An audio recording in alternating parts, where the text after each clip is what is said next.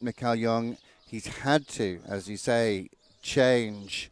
And he has changed. I mean, Chipmunk has really changed in his way of going over the years. 16-year-old by Contendro, Hanoverian in his breeding, Havana Dam, Heraldic Dam sire. So many brilliant horses have been by the wonderful Heraldic. And a thoroughbred, no less. Yeah, and we could possibly see these two threaten Laura Collett.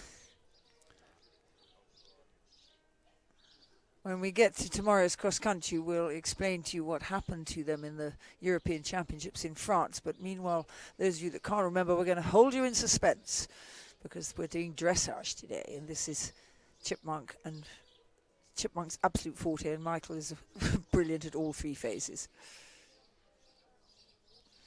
A little bit arguing there as he came through to the medium, which was lovely. Don't argue with Michael, Chipmunk. He's such an incredibly sensitive rider. He reacts in so much the right way. Gets the horses back on his side just as soon as they may be starting to leave his side. I've always wondered why, because I think it would finish the picture off beautifully, but there's clearly a reason. And I've used them, I don't know whether you have in the past, is the addition of a false tail just to give him that balance, because you've got a very thin tail and it would really finish off the picture, wouldn't it? Oh, I'm loving that. It hasn't even crossed my mind, but now you say it, of course I do see. And you can attach false tails, but what if it falls off? Oh my goodness, well, you could ruin a few movements. We plait them in very tightly, I can assure you. I've used them on horses that have had very thin tails in the past, but it really finishes off a picture beautifully. And it never can constrict anything. No. They're never uncomfortable No. in it. No. Oh, maybe I should be doing those sort of things. But it is an interesting point you bring up. It's the balanced picture, isn't it? Yeah.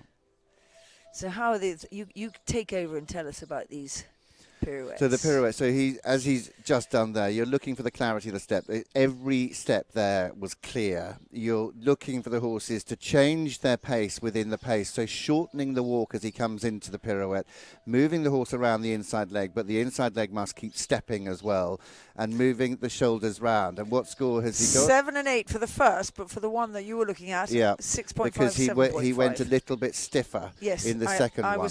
Yeah, you saw the stilted step. The first one was really good. Yeah. So that's how we're trying to get those across. Mikhail Jung, of course, competes up to, a little bit like Ingrid Klimke, competes up to Grand Prix level in the dressage. Yeah. He competes at World Cup level in show jumping as well. There's nothing this man can't do. He is a most magnificent addition to the history of eventing, but he is certainly not history yet. He's right in the middle of a great and extraordinary career.